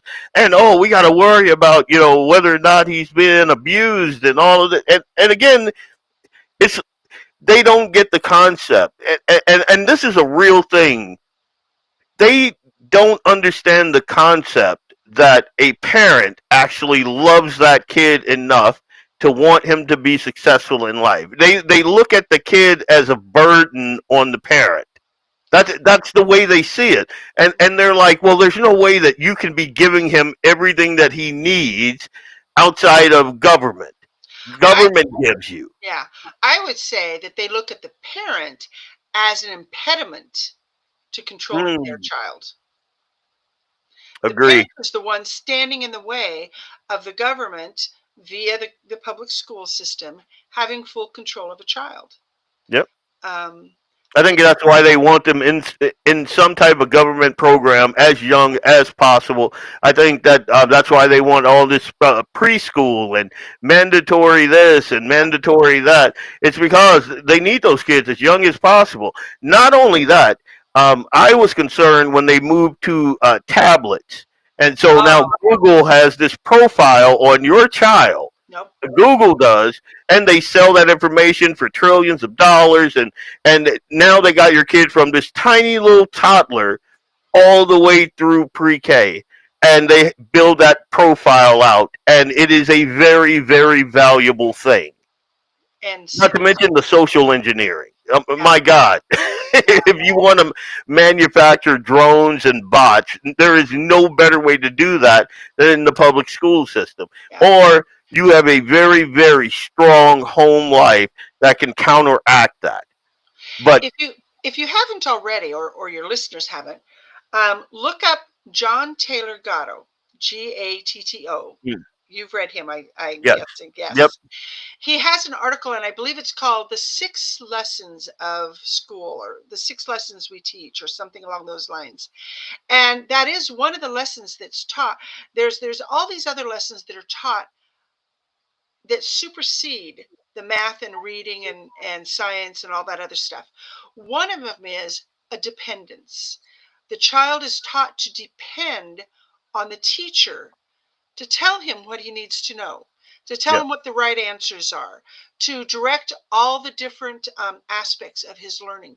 The child is never taught how to think independent. Now, they say we want to teach these kids how to think and not what to think, but the reality is the way the classroom is constructed, it is designed to make the child dependent. The other thing it does is it teaches the arbitrariness of learning. yeah, Because you start off with, let's say, math lesson, at 9 o'clock. At 9:40, boom, close your books. We're going on to history. Doesn't matter if the kid has mastered the concepts. Doesn't matter if he's interested in it, if he wants to learn more. 9:40, it goes away. And then we take out our history books. And just when that kid's getting really into this history, it is 10:15. Boom, close your history books. Now we're going. In other words, learning is not about actually learning or mastering a topic. It's to follow that clock. yep.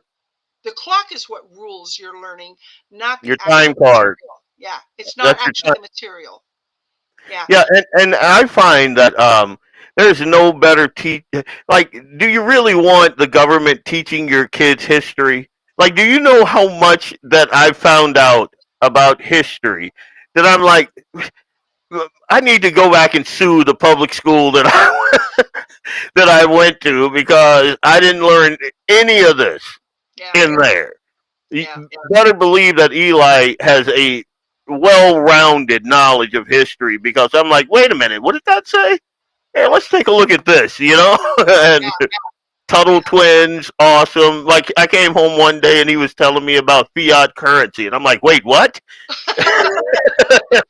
What are we doing? But kids need to have free speech and be free thinkers 100%. You got to teach your kids right from wrong, and what the teacher doesn't need to know. They try to farm home-based info all the time, and don't get me started on that. Get your kids into hunting, and you won't have to hunt for them later in life. 100%. Let kids be kids. Yep. Yeah. And again, I didn't mean to waylay you with this, but it's just been something that's been weighing heavily on my mind. I think I asked you, and then I kind of cut in one thing you want folks to take away from our conversation on preparedness before I went off on a tangent. I think we covered that. We Okay. We're good on that. Yeah.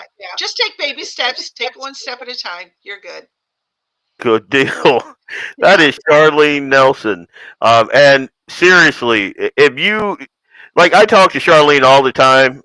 She keeps me on the even kill, you know, because As much as possible.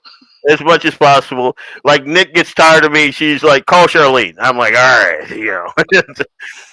But anyway, if you want that same level-headedness when it comes to surviving and preparedness and all of that, visit our website. I put it in chat. I'll put it in again. I would start with that book. I threw that the link to that book, Getting Started. I threw that in the chat also. I would start with that one, and I would build out. Well, actually, if I can, I would say start with that quiz.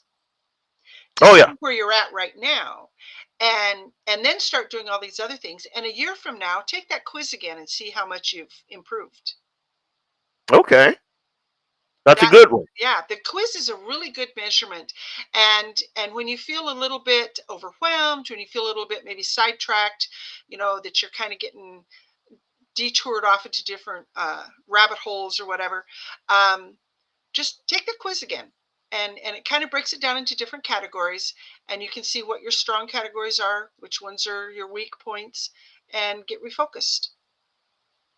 Good deal, Charlene Nelson.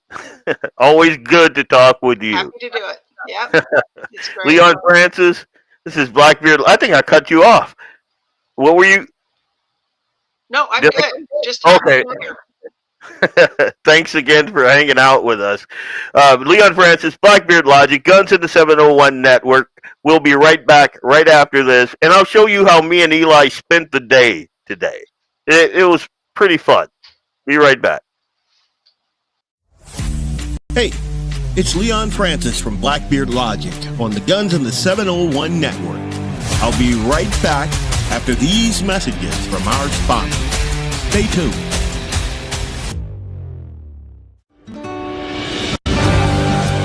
Anvil Brand LLC, raising and training tomorrow's barrel horses right out of Bismarck, North Dakota. Tracy and her family are great American patriots who not only support the Second Amendment, but they also promoted what you're looking for, top quality barrel horses. Go ahead and give Tracy a call at 701-471-6629 and tell them Guns and 701.com sent you. That's Anvil Brand LLC out of Bismarck, North Dakota. Coming this weekend to Fargo, the first ever freeze out for Fisher House. Join us February 6th and 7th in the West Acres Mall parking lot in North Fargo as our community comes together to support something truly special. Fisher House, North Dakota. This brand new home away from home will give families of veterans receiving care at the Fargo VA healthcare system a free, comfortable place to stay. No cost to them. 13,000 square foot facility, 16 suites serving the entire state of North Dakota, 18 counties in Minnesota, and 1 in South Dakota, and projected to help over 23,000 family members every year. It's more than a building, folks. It is hope. It is comfort, and it is support for those who have served our country and the loved ones by their sides. Freeze Out kicks off Friday, 9 a.m. with a powerful moment. A 150-foot crane raising the old stars and stripes alongside the Combat Veteran Motorcycle Association flag. Then swing by for our drive-thru coffee and cookie event, grab a warm drink, learn more about Fisher House, and chat with volunteers dedicating their time to make this thing happen. And yes, brave veterans will be sleeping outside for 48 hours in the cold, no fancy tent for some, just to raise awareness and show the real need. This is a year-round mission. It needs your support. Veterans and their families deserve to stay close during tough times. Fargo Moorhead, we are lucky to live in a community that steps up for our heroes. Come out, show your support, donate, or just say thanks. Freeze out for Fisher House, because when our veterans face challenges, their families shouldn't face them alone. February 6th and 7th, West Acres Mall parking lot. Be there. For more information, visit the Fisher House North Dakota page or check West Acres events. Let's warm hearts in the cold.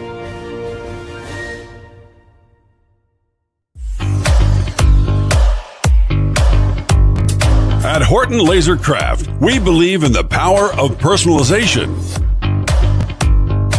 Whether it's a cherished memory, a special occasion, or a unique gift, our custom laser engraving brings your vision to life. Our expert craftsmen and state-of-the-art technology ensure every piece is a work of art. From personalized decor to one-of-a-kind keepsakes, Horton Lasercraft makes every moment unforgettable. Visit HortonLasercraft.com today and start crafting your perfect gift. For more info, email them at HortonLasercraft@yahoo.com or call them up at 605-545-7535. Horton Lasercraft, where memories are engraved.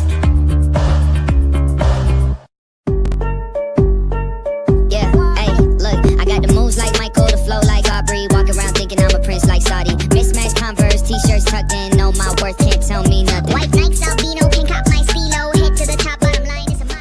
Welcome back. It's Leon Francis with BlackBeardLogic on the Guns and the 701 Network. Let's get it.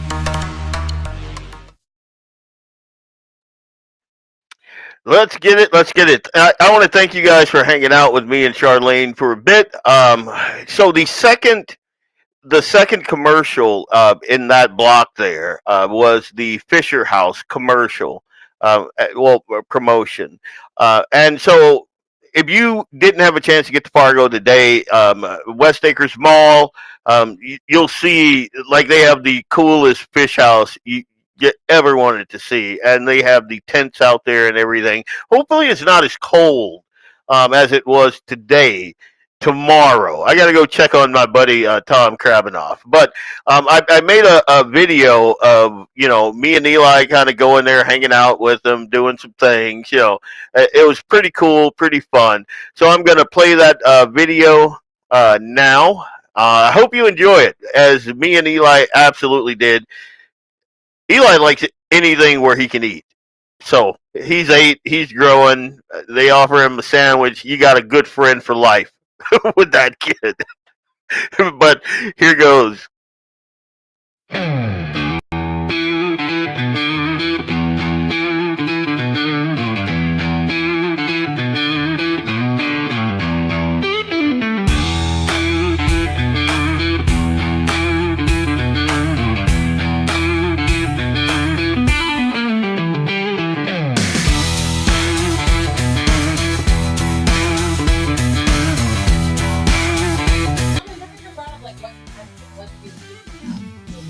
BAMF. That's his title. BAMF.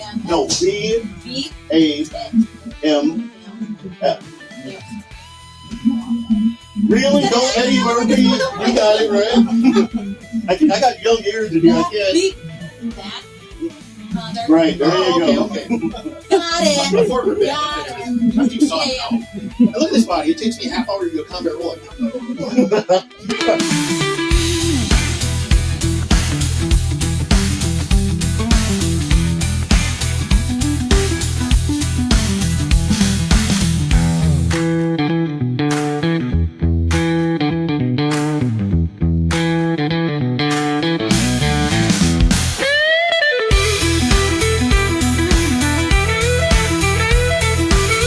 Francis, BlackBeardLogic, and this is my buddy Tom Krabanoff, and he is with Combat Veterans Motorcycle Association. And what are we doing here, Tom?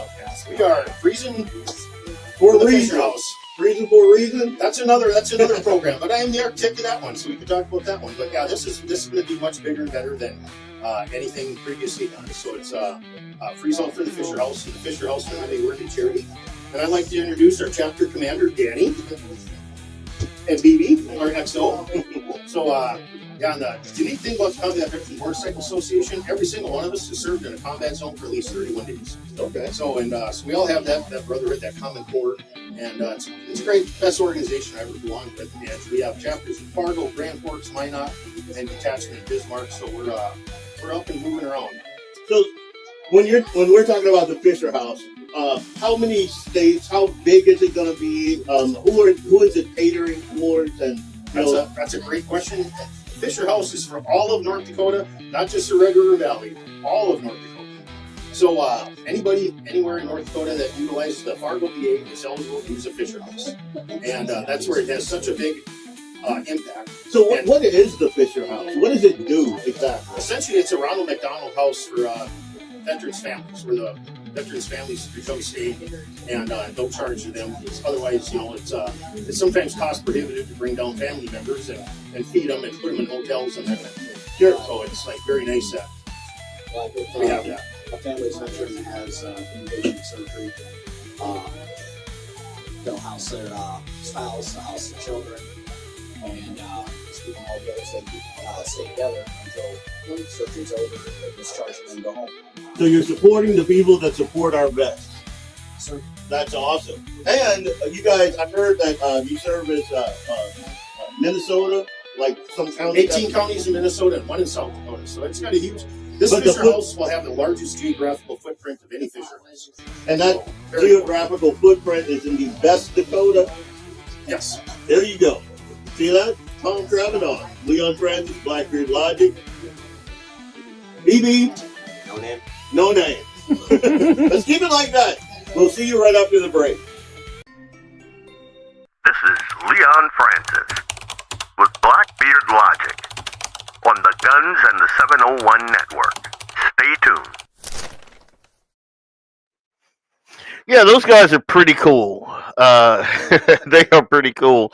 I would encourage anyone out there to go out. If you're in the Fargo Moorhead area, go out there. Even if you're not donating, I would encourage you to donate because these guys do a lot. They do a lot. Just check out Tom. Check out his social media. You'll see all the stuff that he's into, and they are BAMFs. All of them are. But they all loved Eli. All these bearded dudes. I mean, you saw them, and that wasn't even all of them. There were a ton of other folks. All these big guys and leather and beards and all of that, and they just thought Eli was a riot. So, and they're a motorcycle association, and they ride for veteran causes. So please check those guys out. Please support those guys because they are doing the Lord's work when it comes to veterans issues. And if you go out there, you can get cookies, coffee, that sort of thing, and you just give them a free will donation. You can also, and I threw this in the chat, I do not understand why it posted like 4 times in there. It normally doesn't do that, but I posted it in the chat, so you can go and check out Freeze Out for Fisher House. Just type that in your browser. It should take you right there. Go to the Support Fisher House ND website, check that out, or you can go to the Combat Veterans Motorcycle Association page, and I did not put that in there, or just check out my page. I'll throw it on there also. And I would also, it being Black History Month, I wrote an article. I sent it to the forum.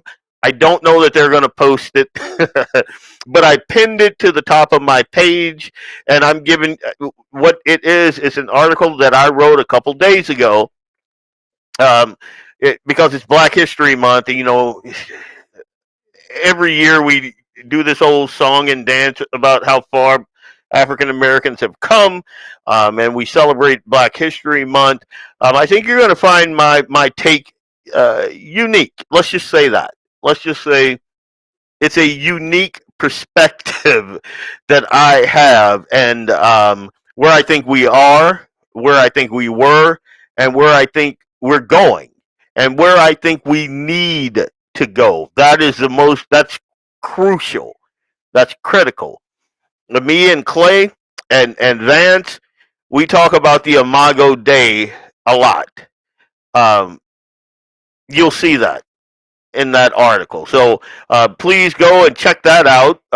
Leave me a comment, leave me a like, and maybe the forum will run it. You know, I don't know. I doubt it, but maybe. There you go. Leon Francis. I can't even speak. It's not even cold in here, so I can't blame it on the cold. But Leon Francis, BlackBeardLogic, it's been a blast chopping it up with you guys. It was a blast hanging out with the combat vets today. Freeze out for Fisher House. Charlene Nelson, awesome. See, when I think of building out a network, I think about people like Charlene. Charlene is incredibly smart, incredibly bright, and she has a mother wit about her that I find great. I find awesome, and I'm not kidding. When I have an issue that I can't wrap my brain around, I have a couple of people on speed dial. Charlene is one of them. So please visit her website. She has a wealth of information on there, and just check it out. Take the quiz, see where you're at, see where you want to go, and then tailor your daily activities or your mindset to whatever you need. And I equated it to building out a network because that's what I do. See where your network is. See where it's running great. See where it could use some tweaking. See where you want your network to grow, and then build out. Some folks like to build it out, have a large build out that they think will encompass every eventuality, and they have the money to do that, and that's what you got guys like me for. But some folks want to build out little by little by little. So however you want to do it, check out her website, and she has a plan for that. So again, Leon Francis, BlackBeardLogic, God bless you guys. Guns in the 701 Network, and I'm only 2 minutes over my time. So I'm counting that as a win. I'm going to go eat dinner. I'll see you guys next Friday right here, same time.